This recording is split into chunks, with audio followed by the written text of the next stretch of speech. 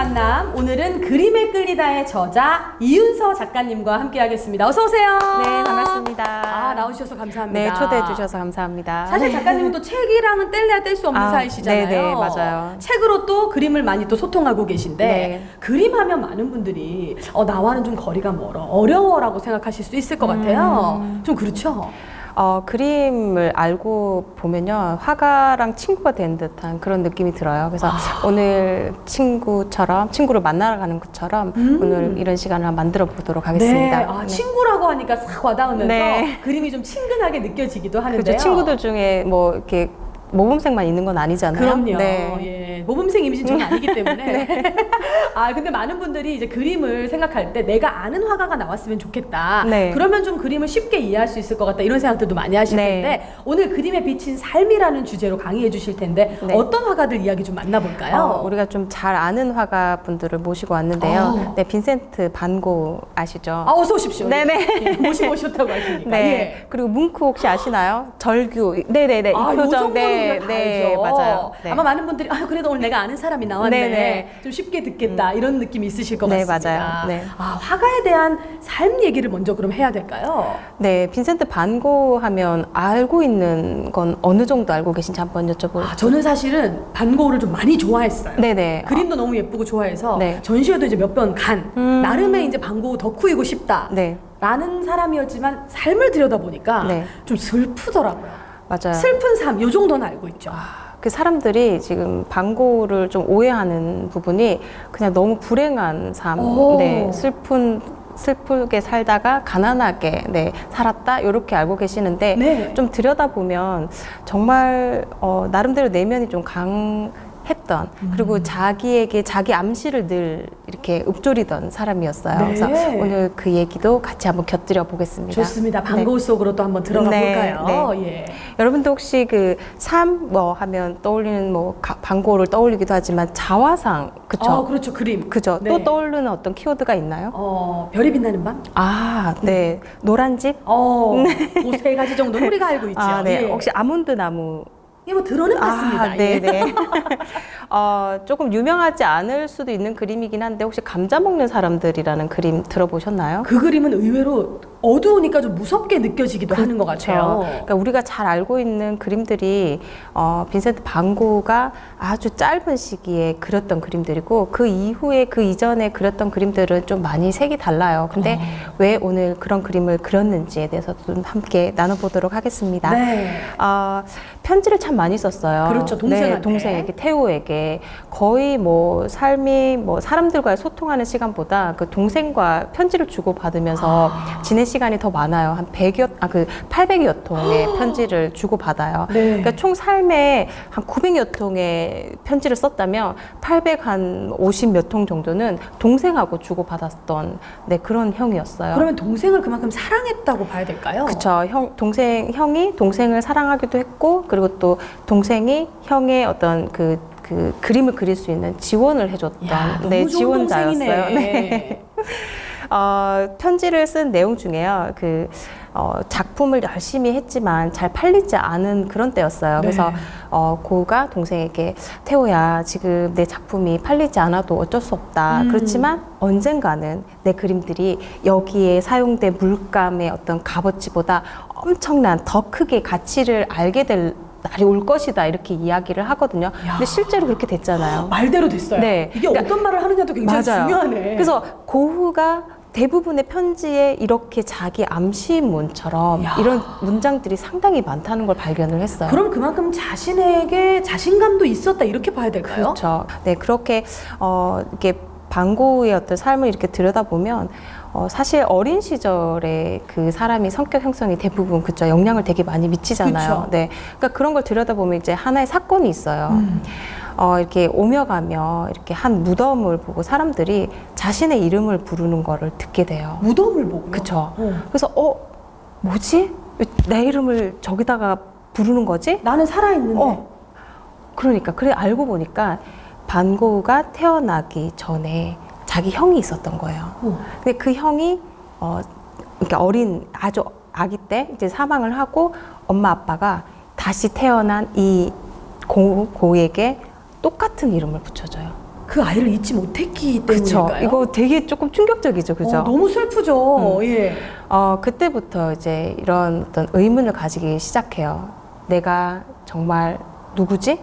나는 누구지? 내가 형은 아닌데 나는 난데 자꾸 이제 어떤 그 형의 어떤 그 그림자를 자꾸 떠올리게 되는 거예요. 부모님이 나를 사랑하는 게 아니고 형 때문에 나를 낳았나? 뭐 이런 기억부터. 그죠. 그렇게 아버지가 목사셨어요. 네. 엄청 엄격한 어떤 교육을 받고 이렇게 절제된 어떤 행동들 틀 안에서 이렇게 자라게 됐는데, 그러니까 뭐 이렇게 편지나 이렇게 일기를 쓴 이제 내용들을 보면 늘 창 밖을 보면서 뛰어노는 아이들을 이렇게 지켜보고 그는 이제 안에 실내에서 공부를 하거나 아이고. 뭔가 이제 이제 이렇게 그 나이 또래에 맞지 않는 어떤 이제 그 절제된 어떤 삶을 이렇게 강요를 했던 것 같아요. 그러다 보니까 이렇게 타인과의 어떤 소통이 조금 어려웠던 것 같아요. 그래서 편지가 더 자유롭지 않았을까? 그죠. 그러니까 사람들이 고우와 대화하는 거를 되게 꺼려했어요. 이렇게 말이 안 통한다라는 거야. 아이고. 그러니까 어떤 사람들은 이제 정말 뭐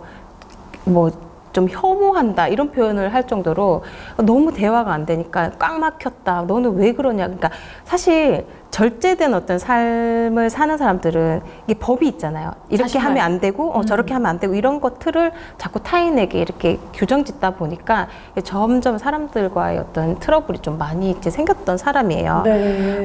그런데 이제 이렇게 그림을 그리게 됐던 거는 이게 그 가족들 중에 이게 그림 판매를 하고 이런 어떤 화상을 하던 이제 가족이 있었거든요. 그러니까 그때 이제 일을 하면서 그림에 가까워진 거예요. 근데 사실 이제 그림을 배우거나 그림을 그렸던 사람은 아니고.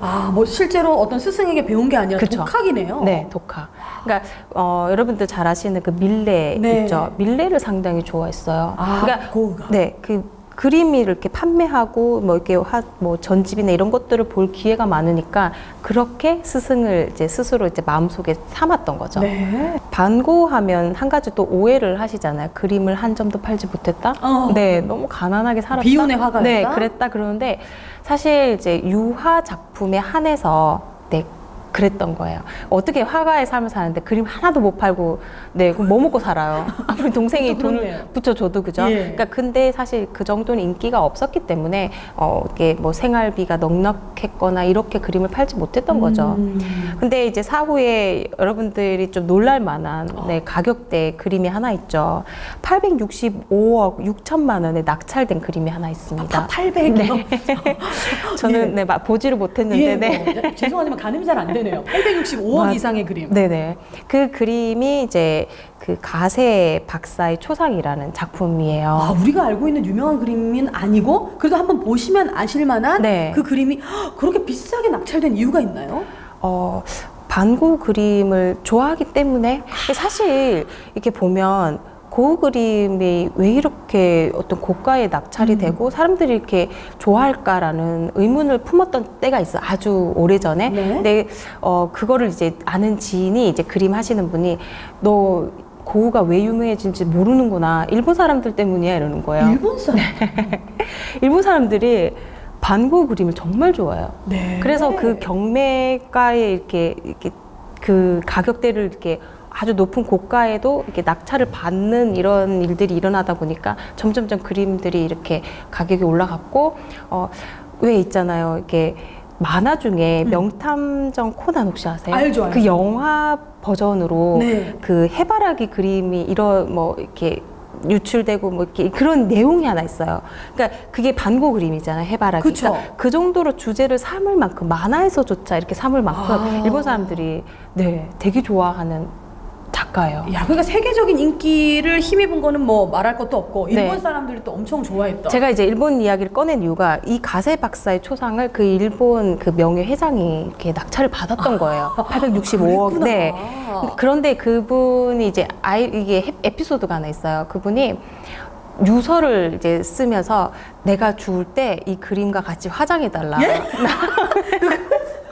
굳이 뭐 또 뭐 이게 후세들이 볼 수 있게 하면 그쵸. 되는데 그것도 태워라. 네, 그렇게 했던 거예요. 근데 이제 사실 우리가 이제 그림이라는 게 내가 개인이 이제 소유를 했을 때 정말 내 거다. 내가 내 돈 주고 갔는데 왜 내 맘대로 해도 되지 않나라고 생각할 수도 있지만 사실 그죠, 놀랍잖아요. 이걸 태우라고 했다니까. 그러니까 이런 반응처럼 이렇게 미술협회나 이렇게 이 어떤 명화를 사랑하는 이렇게 사람들이 네. 난리가 난 거예요. 아, 그건 안 된다. 네, 반대다. 뭐 네가 865개 뭐 샀든 말든 그거 안 된다라고 이제 난리를 치니까 이제 나중에 이제 유서를 고쳐요. 야, 이게 내가 샀는데 내 맘대로 못해. 네. 많은 분들이 너무 네. 이 그림을 또 네. 사랑하니까. 그래서 어쩔 수 없이 다시 낙찰가에 다시 파는데 와. 그 이제 낙찰 받았던 사람은 이 그림을 공개하기를 원하지 않는다 해서 지금 혼자 소장을 하고 계시는 걸로 야, 이 알고 있어요. 그림의 운명도 네. 참 그쵸. 아이러니하네요. 네, 그래도 세상에 뭐 지금 나오지는 않더라도 사라진 건 아니기 때문에 저는 되게 안도의 한숨을 쉬었던 그림이에요. 이렇게 당시 그림을 이렇게 반고 그림을 좋아하는 분들이 이제 좀 이렇게 왜 이 그림이 그때 당시 이렇게까지 인기가 없었을까를 모르실 수가 있는데, 왜냐하면 그 이전에는 아주 사실적이고, 지금 우리가 왜 사진 예쁘게 찍으면 필터링 탁 되는 그런 사진 좋아하잖아요. 그럼요. 뭐 이렇게 사실적으로 나오면 너무 그죠? 싫어요. 뭐 모공 하나하나 나오면 이거 정말 별로잖아요. 감독님 필터링 꼭 부탁드립니다. 그죠? 그런 필터링이 된 정말 아름다운 어떤, 그리고 사실적인 고전적인 이런 초상화들이 그리던 때거든요. 아, 근데 그런 그림이 사랑받을 때요. 네, 그런 그림들이 사랑받았을 때 그 이후에 인상주의가 나와요. 그 인상주의라는 그림은 말 그대로 빛에 의한, 빛의 어떤 시시각각 변하는 이런 모습들을 이렇게 담은 거거든요. 그러면 사실적으로 그릴 수 있는 게 아니에요. 막 빛에 의해서 달라지면 붓터치도 보일 것이고, 그렇죠. 그 당시 사람들이 반응은 미완성작을 왜 이렇게 공개를 한 거야? 아. 너무 성의 없어. 이런 반응이었던 거예요. 대충 그렸네. 이런 네, 느낌이었던 맞아요. 거네요. 그래서 인상주의가 정말 재미있게 말장난처럼 그 모네의 인상이라는 이 그림에서 아주 인상적이네. 그래서 진짜 인상주의가 된 거예요. 네. 아, 막 우리가 그 네네, 그림하면은 네. 인상주의 너무 어려운데 이거 어떻게 해야 되지 했는데 인상적이네가 인상주의가 맞아요. 그래서 인상주의의 그 화파들 중에 이제 조금 후기에 온, 이게 고후가 이제 나중에는 이제 인상주의에서 조금 자기 길로 갔던, 그래서 후기 인상주의 사람이에요. 네. 그러니까 그림들을 이렇게 보시면 이렇게 붓터치나 이런 것들이 그 당시에 이제 사람들에게 큰 반응을 얻지 못했던 그림이었다라고 보시면 돼요. 그렇군요. 근데 여기서 이제 그런 거를 한번 생각해 보실 수가 있어요. 정말 사실적인 그림만이 정답일까? 정말 그런 그림만이 어떤 감동을 줄 수 있을까? 아니거든요. 그럼요. 우리 기억도 그쵸. 약간 미화되는 게 더 좋아요. 그렇죠. 그러니까 이런 붓터치에서 우리 어떤 감정의 어떤 그 소용돌이를 느끼고, 그 색에서 내가 어떤 슬픔에 빠졌을 때 그 색에서 어떤 그 위로를 받기도 하고 이렇거든요. 그래서 지금 후대에 와서 더 사랑을 받고 있지 않나 싶어요. 맞습니다. 그리고 왜 고흐하면은 뭐 우리가 잘못 알고 있는 부분도 있지만 네. 정말 자기 고뇌가 많았던 사람이니까 맞아요. 내가 슬픔이나 괴로움에 빠졌을 때 고흐도 이랬겠지 하고 위로받는 분들도 많으신 것 같거든요. 맞아요. 그런 부분이 가장 크죠. 살아생전에 자화상을 몇 점 정도 그렸을 것 같아요? 자기를 사랑했으니까 네. 한 10점? 43점을 그렸어요. 사실 되게 오랫동안 어떤 화가 생활 살았던 건 아니에요. 10여 년 정도거든요. 그러니까 정말 자기를 사랑해서 그린 겁니까? 아니면 변하는 모습을 갖고 싶었던 걸까요? 여러 가지 이유가 있어요. 사랑해서도 있겠지만 그만큼 사람들이 반 고를 좋아하지 않았어요. 좋아하지 않았기 때문에 모델을 구하기가 힘들었던 거죠. 아이고, 그리고 그리고 짠하네. 돈이 없으니까 모델비를 지불해야 될 돈이 없었고, 그리고 또 이제 그 감자 먹는 사람들 그림을 한번 검색을 해보시면, 네, 지금 나오죠. 네, 예. 이렇게 어두운 이 그림 때문에 사람들이 이렇게 주인공들이 한번 그 모델을 한번 나라고 생각을 해봐요. 나 너무 화날 것 같아요. 그죠, 불쾌하죠. 어떻게 이딴 식으로 그렸어? 정말 이런 반응이었어요. 어떻게 나를 이렇게 그릴 수 있지? 고소할 거야. 가만두지 않을 거야. 네. 그때 이제 그 마을의 그 목사님이 고흐의 그 모델이 되는 거를 금지시켰어요. 그 정도로 네, 네. 너무 좀 뭐랄까 슬프거나 그쵸. 좀 처연하게 그리니까 그러니까 이제 모델을 구할 수가 없었을 아이고. 거고, 그 돈이 없었을 거고, 그러면 가장 쉽게 구할 수 있는 모델이 본인인 거예요. 거울을 보고 나를 그릴 수 있는. 그쵸. 그리고 사실 우리가 어떤 일을 이렇게 맞닥뜨렸을 때 나를 이렇게 마주하면서 거울을 보면서 이게 빠샤하잖아요. 파이팅 하잖아요. 가잡고, 네네. 네. 그러니까 그런 어떤 의미도 있어요. 그러니까 사건이 있을 때마다 이렇게 자화상을 그렸던 거예요. 사건이 있을 때만. 네, 나의 암시를 줄 수 있는, 자기 암시를 줄 수 있는 어떤 시간들을 가질 수 있는 것들을 계속 만들다 보니까 뭐 여러분들 제일 잘 아시는 사건 중에 기잘른 맞아요. 그죠? 예. 그때도 이렇게 붕대 감고 있는 그림 자화상이 있죠. 있잖아요. 예. 그러니까 그런 것처럼 자화상을 정말 상당히 많이 그렸던 사람이에요. 근데 뭐 당시에는 돈도 없고 모델도 구하지 못해서 자신을 그렸다고 하지만 네. 이렇게 팬들 입장에서는 후대에 네. 와서는 네. 자화상이 많이 남아있는 게 좀 감사한 부분도 있는 것 같아요. 아, 그쵸. 이런 모습이었구나를 느낄 수 있으니까. 그죠. 어떤 감정의 변화들을 읽을 수가 있기 때문에 아. 그러니까 우리가 정말 뭐 조금 치유의 어떤 목적으로 나를 그려보는 거, 나의 어떤 사진을 찍는 거, 이거 정말 좋은 것 같아요. 네. 근데 네. 왜 내 모습이 조금 뭐 살이 찌거나 네. 비워졌다 이러면 사진 찍기 싫어하시는 분들도 많잖아요. 네. 근데 이걸 찍어보면서 나를 돌아보는 것도. 뭐 예쁘게 그리면 되잖아요. 그죠? 우리는 뽀샵이 있네요. 네네네. 그렇군요. 실제로 이제 그 고흐는 자화상이 자기의 어떤 고백과 같은 것이다라는 이런 말들을 했어요. 아까 그 감자 먹는 사람들을 언급했는데, 시간이 지나서 정말 자신에게 어떤 첫 작품이고 가장 어떤 훌륭한 나에게 어떤 기록될 만한 그림이다라는 말을 했던 게 감자 먹는 이 사람들이라는 작품이에요. 많은 분들에게는 좀 욕을 먹었지만 네네네. 본인에게는 굉장히 소중한 그림이군요. 그쵸. 어둡고 이렇게 뭐 사람들이 미화되거나 이렇지가 않아요. 왜냐하면 실제 이제 전등이나 이런 게 없었기 때문에 이게 그 불을 이제 초를 꽂아놓고 이렇게 그 식사를 감자를 먹는 그 장면들을 그리기 위해서 뭐 이렇게 많은 준비를 하잖아요. 고우가 이제 막 스케치도 할 것이고 막 하는데 점점점 어두워지니까 나중에는 팔레트에 물감이 보이지 않는. 그러니까 아이고. 이제 그 감각으로 이제 그린 거예요. 그러니까 그만큼 불빛에 어두워. 얼비쳐서 먹는 사람들이 약간 무섭게 느껴지기까지 하는 좀 맞아요. 그런 그림이잖아요. 그러니까 고소할 만해요. 한번. 예, 근데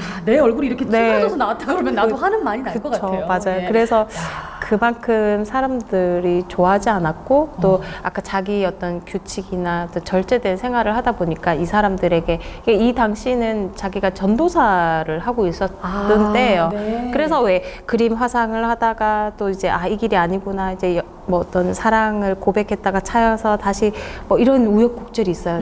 나는 지금 삶과 조금 이렇게 평범한 삶을 살 수가 없나 봐. 아이고. 나 그냥 뭐 또 종교의 힘으로 살겠어 하고 또 이런 길을 가다가 그 길을 갔는데도 또 녹록지 않은 거예요. 그쵸. 왜냐면 사람들이 뭐 일단은 소통을 또 많이 네, 해야 소통을 되는 돼. 직업이니까 맞아. 지금도 마찬가지고. 네. 그러다 보니까 이제 그 길도 아니고 다시 이제 그림을 그리게 된 거죠. 야, 근데 사실 감자 먹는 사람들 같은 경우는 많은 분들이 유명하다고 생각하는 그림인데 네. 이런 뒷얘기가 있고 그 그림에 나왔던 사람들 너무 싫었다고 하니까 맞아요. 좀 작가님을 통해서 또 들을 수 있는 새로운 또 이야기라는 생각이 또 드네요. 그렇죠. 그러니까 우리가 좀 좋아하는 때가 그 고흐의 예술의 어떤 개화기라고 볼 수가 있어요. 그 파리의 대도시의 이게 생활의 실증을 좀 느끼게 된 거예요. 왜냐하면 시골 청년이라고 보시면 돼요. 아주 시골에서 자랐고 도시에 갔지만 정말 이제 고향의 어떤 향수를 늘 향수에 젖어 있던 사람이었기 때문에 그래서 우리가 잘 아는 노란집 이 그림이 탄생하게 된 것도 시골 그 파리의 어떤 가장 시골로 아를로 이제 가게 된 거예요. 네. 그래서 안타깝게도 이 노란집은 2차 세계대전 때 파괴돼서 지금 볼 수가 없고요. 그냥 그림으로 네 남아. 저희도 그냥 영상이나 그림으로만 만날 수 있는 거군요. 네. 네. 그러니까 그 기간에 아주 2, 3년 이렇게 짧은 이 시기에 이제 밤에 이 카페 테라스, 그러니까 우리가 별이 빛나는 밤에라고 네. 또 알고 계시죠? 그러니까 이런 작품들이 이제 탄생하게 된 거예요. 그럼 이제 빛이 어두운 색에서 노란색 그림으로 바뀌었단 말이에요. 그럼 심적으로도 조금 좋았다 뭐 이렇게 봐야 될까요? 그 아를로 가게 됐던 그 시기가요. 나름대로 이제 자기 어떤 포부가 꿈이 있었어요. 사실 37살에 돌아가시거든요. 좀 이른 나이죠. 네. 근데 37살까지 살면서 집을 이렇게 계속 이사를 다니는 게 거처를 한 곳에 이제 두지 못하고 진짜 37번 이사를 해요. 날 때부터 계속 옮겼다는 그쵸. 거네요. 그냥 부모와 사이가 안 좋으니까 나왔다가 또 어떤 사건이 들어 집에 갔다 또 다시 나왔다가 계속해서 이렇게 옮겨 다니면서 이렇게 정착하고 싶어 하고, 그리고 이제 어떤 삶의 어떤 안정을 찾으려면 결혼을 하고 싶어 하잖아요. 그쵸. 근데 결혼도 쉽진 않았어요. 왜냐면 어떤 연정을 품었던 여성에게 늘 거절을 당해요. 아휴, 그러니까 왜냐하면은 뭐 친구랑도 소통이 잘 안 되는데 여자 마음이라고 잘 알았을까. 네, 그 더 안타까운 거는 이제 조카에게 또 이제 이렇게 사랑을 느껴서 그 고백을 했다가 그분이 이제 거절을 그냥 안 돼 이게 아니라 네버 하고 사라졌다. 뭐 이 정도 어느 정도인지 알겠죠? 정말 그러니까 나한테 뭐 왜 이래? 뭐 이런 정도. 그러니까 이게 내 쪽에 일방적이었던 거예요. 이게 사랑을 서로 이제 느끼고 있었다면 네버 이렇게 했겠어요, 그죠? 절대 그럴 수 없죠. 경상도로 하면 장난하나 나가라 뭐 이런 네. 정말 완곡한 표현을 썼다는 거네요. 그러니까 그 정도로 상대의 어떤 마음을 제대로 읽지 못했던 안타깝네. 네, 그런 부분들이 좀 사실 있었어요. 네. 그런 계기로 가족들과의도 불화가 있었고, 그래서 이렇게 밖으로 이제 이렇게 떠돌게 된 거죠. 어떻게 생각하면 이제 목사님 아버지 밑에서 음. 굉장히 엄한 집안의 말썽쟁이 아들 이런 이미지였을 수도 있겠다는 생각이 들어요. 그렇죠. 늘 잘하려고 했지만 뜻대로 되지 않는, 그렇지 여건이 않은. 받쳐주지 않는 뭐 네. 이런 느낌. 그런 이유를 우리가 한번 생각을 한번 해보면 좋을 것 같아요. 왜 그랬을까? 그러니까 어린 시절의 영향이 상당히 컸던 것 같아요. 나라는 어떤 존재에 대해서 늘 이렇게 드러내고자 애를 썼지만 그 마음대로 쉽지 않았고, 그러니까 어떤 환경들이 도와주지 않았던 거죠. 근데 그 환경 안에서도 사실 완전한 나의 포기는 없었어요. 늘 자기 암시를 통해서 다 잡고 이제 그림을 다시 어떤 자기만의 색깔을 찾아갔던 그 그림들을 우리가 사랑하잖아요. 그렇죠, 네. 맞습니다. 나중에 이제 우리가 시간 관계상 더 많은 이야기를 해드리고 싶지만 그 나중에 이제 이렇게 이 그림들이 우리에게 이제 이렇게 쉽게 이렇게 볼 수 있게 된 거는 그의 동생 테오 있죠. 테오가 결혼하고 그 요한나 결혼을 하고 그의 조카가 있어요. 네. 근데 그 조카에게 이제 이렇게 유산이 이렇게 가는 거예요. 그러니까 고가 사망하고 태호가 얼마 있지 않아서 죽게 돼요. 네, 그 형을 따라가죠. 아이고. 근데 그러니까 사실 고 형이 죽었을 때 이 그림들을 이제 화상을 이렇게 했던 태호가 이 그림들을 다 가지고 있었잖아요. 네. 그러면 뭐 다른 형제들이 나도 그림 한 점 줘 이렇게 했을 것 같죠? 아니네요. 아니에요. 태우 네가 다 지원을 하고 형을 그만큼 생각했으니까 당연히 네가 다 가져야 돼. 다 정리해라. 네가 해 가져. 그러니까 그만큼 그때도 형제들은 이 그림이 잘 될 그림이 아니라 잊혀질 거다라고 생각한 게 모르겠어요. 아닐까. 그거는. 그러니까 조금 만약에 이렇게까지 유명해질 거라면 한 점 정도 욕심을 냈을 사람이 건데. 한수 앞을 몰라요. 예. 당연히 고우가 다 상속을 받았고, 근데 어. 얼마 있지 않아서 태우가 사망을 한 거죠. 그렇죠. 근데 그게 이제 아내에게 갔고, 아내가 이제 다 나중에 이제 재혼을 하지만 그 그림들을 팔거나 이러지 않았어요. 오. 다 가지고 있다가 그 아들 그 빌렘에게 네. 다 상속을 한 거죠. 그래서 시간이 지나서 이 조카에 의해서 이 빈센트 그림이 세상에. 반고 네, 그 박물관이 이제 미술관이 생기게 된 거죠. 이야, 사실 쉽지 않아요. 자기 자식도 아닌데다가 그쵸. 그 동생의 아내는 새로 결혼을 했는데도 그쵸. 이 그림을 꿋꿋이 지켰다는 건 네. 동생의 아내가 봤을 때도 형과 이 동생의 끈끈함이 어마어마했다는 걸 좀 알았기 맞아요. 때문이 아닐까 싶네요. 그 꽃피는 아몬드 나무가 그 대표적인 그림이죠. 이 조카를 위해서 그린 그림이에요. 어머나, 그랬군요. 네. 그러니까 그 삼촌의 그 마음을 알지 않았을까. 그러니까 조카를 위해서 이런 그림들을 선물을 했고 쉽게 삼촌을 잊을 수 없었던 이유는 또 자기 아버지가 그 형에 대한 어떤 애틋한 마음을 그대로 이렇게 물려받지 않았을까 싶어요. 이야, 참 조카를 통해서 전 네. 세계에 그림이 알려졌다. 그쵸. 이건 정말 처음 듣는 얘기였네요. 그렇죠. 예. 암스테르담 반고 미술관에 이제 나중에 코로나가 끝나면 가고 싶습니다. 그곳에 예. 가셔가지고 그 빈센트 빌렘 그러니까 그 원래 그 빈센트가 이름이에요. 네. 그러니까 우리는 고우 하잖아요. 그렇죠. 근데 태우가 그 삼촌의 그러니까 자기 형의 이름을 그대로 빈센트 빌렘이라고 자기 아들에게 이름을 지어준 거예요. 그러니까 사실 그쵸. 그 형의 그 잊지 않는 어떤 형의 사랑. 그래서 이제 그 조카도 삼촌을 잊지 못하고 어떻게 이렇게. 형제 간에 그럴 수 있지? 참 정말 드라마 같은 얘기네요, 진짜. 네, 맞아요. 네. 야, 많은 분들이 뭐 지금 코로나만 아니면 역시 거기도 발길이 끊이지 않는 관광 명소잖아요. 그쵸. 우리 작가님 생각하실 때는 반고우라면 네. 이런 화가다라고 정의하신다면 이제 어떻게 말씀을 좀 하고 싶으신지. 반고우는 그러니까 우리가 뭐 오늘 사실 뭐 이렇게 짧은 시간에 조금 뭐 슬프고 이렇게 우여곡절이 많은 이런 이야기를 해드렸지만 그러니까 사실 우리의 삶도 마찬가지예요. 언제나 즐겁고 언제나 좋은 일만 있는 건 아니잖아요. 그럼요. 사실 이런 일들이 우리 일상에 늘 일어나고 있어요. 그러니까 어릴 적 어떤 트라우마라든지 상처. 네, 네. 맞아요. 이런 것들이 결국은 나를 다잡아서 내 삶을 살아야 된다라는 이런 메시지를 주고 있거든요.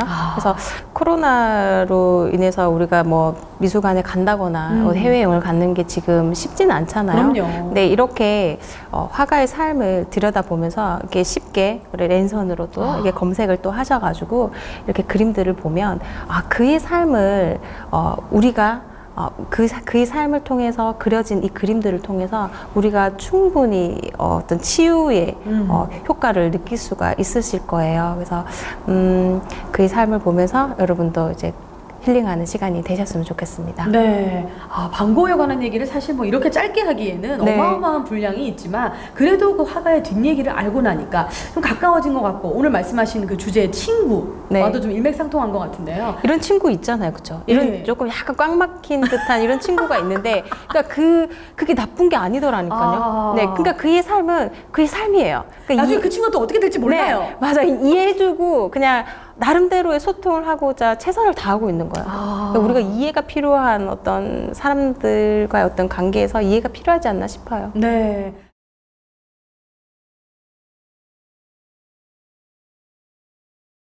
자, 반고의 삶을 짧지만 또 가슴 깊이 만나봤고요. 이번에는 뭉크. 네. 그림 자체가 셉니다. 그래서 아마 이분의 뒷얘기도 네. 좀 약하진 않을 것 같아요. 어떻습니까? 뭉크를 패러디한 그 절규를 패러디한 그림들이 상당히 많잖아요. 너무 많죠. 거기다가 뭐 CF나 드라마, 예능에서는 빠지지 않고 쓰이는 단골 손님이기도 하죠. 네, 맞아요. 그 표현할 때 뭐 예를 들면 뭐 시간 약속을 늦었다. 뭐 이렇게 하기도 하고, 학생들은 뭐 시험인데 공부를 하나도 안 해서, 뭐 맞아요, 이렇게 하고, 맞아요. 네, 이렇게 패러디를 참 많이 하는 그림 중에 하나예요. 네. 근데 실제로, 그 뭉크도 어릴 적 이야기를 조금 해드려야지 이야기가 좀 풀릴 것 같아요. 그의 유년 시절. 네네네. 예. 표현주의 화가거든요. 그러니까 정말 어떤 감정에 격한 어떤 감정의 표현들을 붓터치로 이렇게 표현을 했어요. 근데 이 그림들 스타일이 뭐 초창기부터 있었던 건 아니고 나중에 이제 유학을 갔다 오고 돌아와서는 나는 사람들 수혜하고 뭐 운동하고 책 읽고 이런 평범한 이런 그림들 나 이제 그리지 않겠어.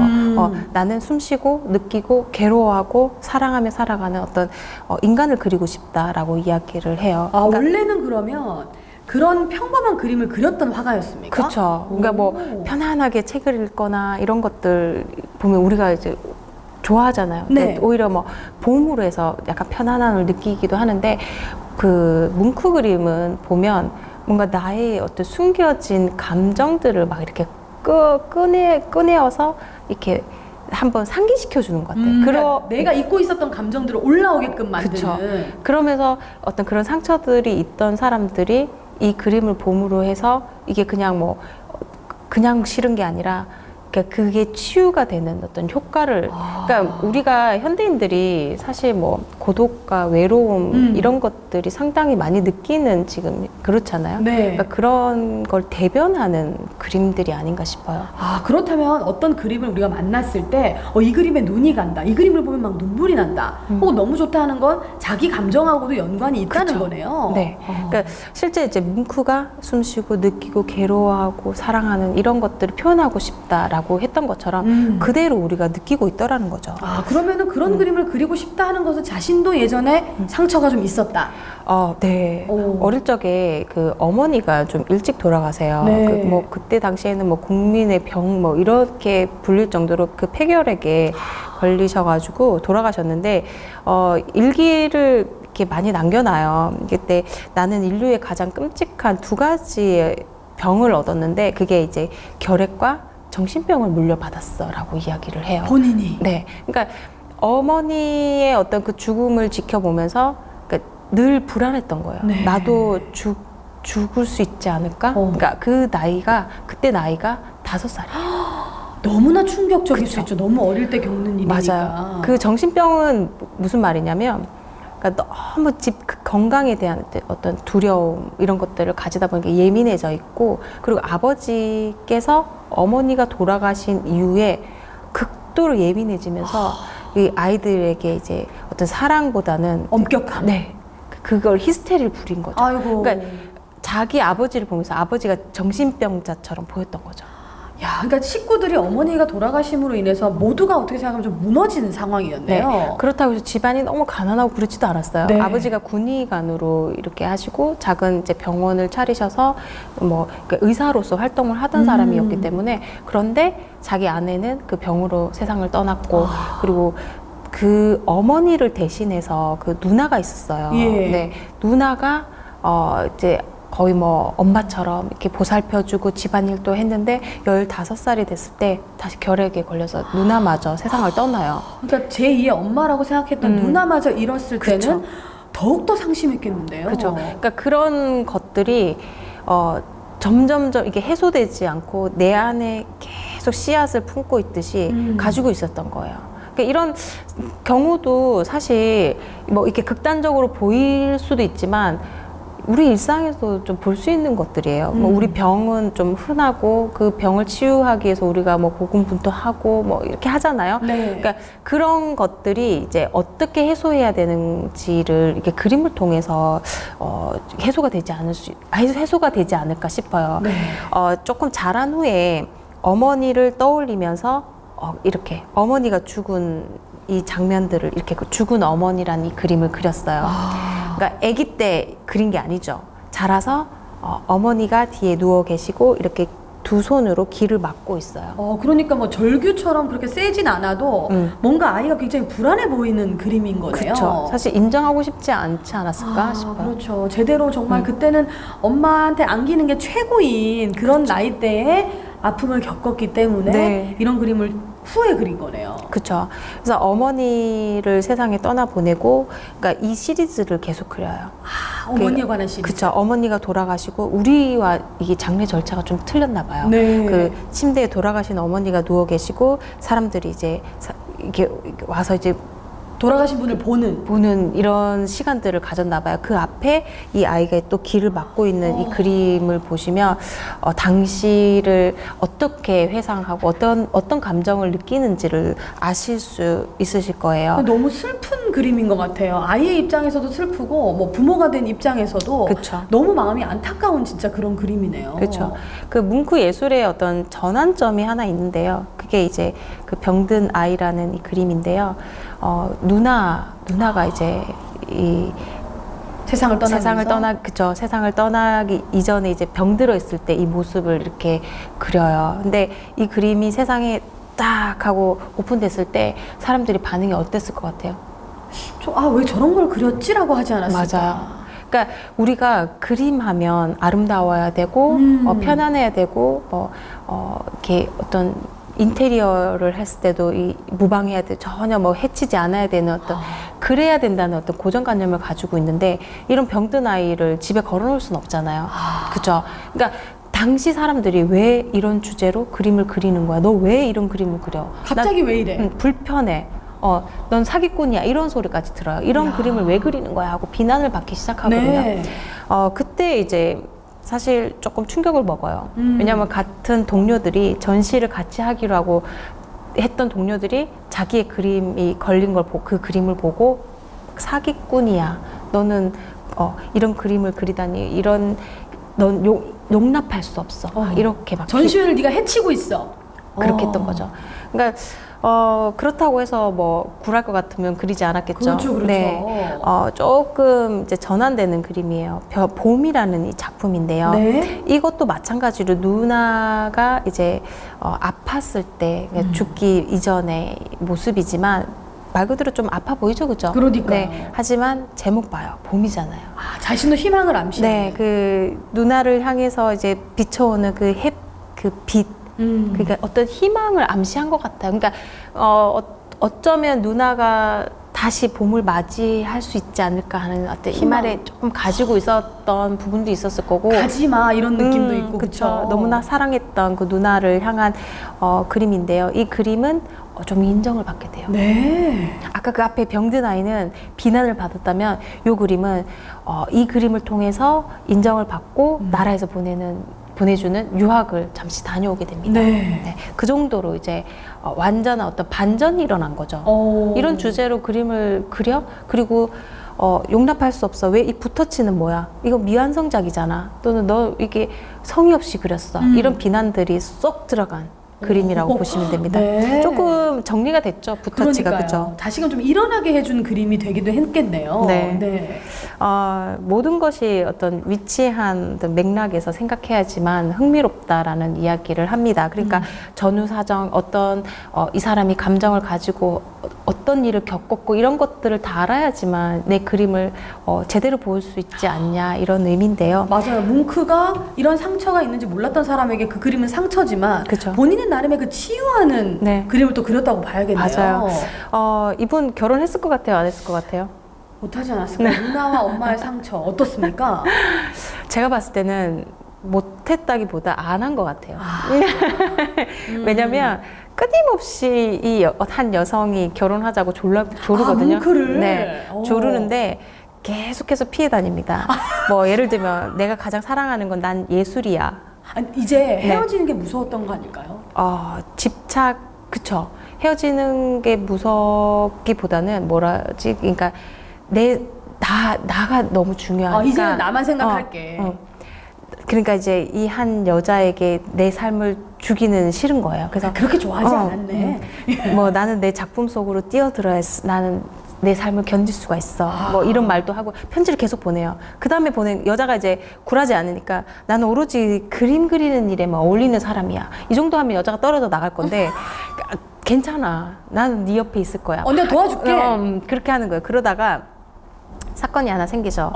여자가 절대 떠날 생각을 하지 않으니까 총을 들고 막 자해를 이렇게 겁을 주는 거예요. 너 자꾸 그러면 나 죽어버릴 거야 뭐 등등 막 이런 액션을 취하는 거죠. 그럼 여자는 이름이 툴레가 가만히 보면서 뭐 마음대로 해. 만만치 않은 분이었네요. 그래서 여러 가지 이야기는 있는데 뭐 서로 실갱이를 하다가 뭐 모르고 총을 쏘았다 등등 있지만 제가 봤을 때는 이제 뭉크가 이제 마지막까지 이제 이 해결이 안 되니까 자기 손에다가 총을 딱 쏜 거예요. 제가 이런 얘기를 하니까 그 의학 관련해서 그 어떤 한 의사분이 와 똑똑하긴 똑똑하네요. 왜요? 절대 생명에 지장이 없는 부분이에요. 그렇게 얘기하시더라고요. 그러니까 근데 자신이 화가고 손하면 생명인데 왼손을 쐈겠죠. 그렇게 되는 거군요. 네네. 그래서 총을 딱 쏘고는 이 보통 사람이라면 이 여자가 막 울부짖고 막 이거 어떻게 막 이렇게 해야지 당연한 반응인데 그렇죠. 네 그냥 이렇게 묵묵히 딱 보면서 네 떨어진 피를 막 닦는 거예요. 약간 호러네요. 네, 그 뭉크보다 한 단계 두세 배 위시지 않았을까. 그쵸. 그때 이런 글을 남겨놔요. 아무것도 들리지 않았다. 나는 반쯤 정신을 잃고 침대에 누워 있었다. 피가 흘렀다. 화약 냄새가 났다. 그녀는 돌아다니며 바닥에 피를 닦았다. 무서워. 나는 분노에 사로잡혔다. 이 괴물, 사악한 것. 내가 피 흘리며 죽어가게 놔둘 셈이야. 가서 의사라도 불러오란 말이야. 이렇게 딱 얘기를 합니다. 약간 좀 섬뜩한 드라마 같은 그런 느낌이었네요. 네, 어떻게 됐겠어요, 그죠? 헤어졌겠죠? 결혼하지 않았어요. 네, 그러니까 뭐 이 정도 했으면 이제 악연이다 이렇게 봐야지. 이 정도 했으면 그죠? 이런 삶을 살았어요. 꿋꿋이 자신의 그림을 그리면서 이런 표현, 이런 감정들을 담은 그림들을 그려내는데요.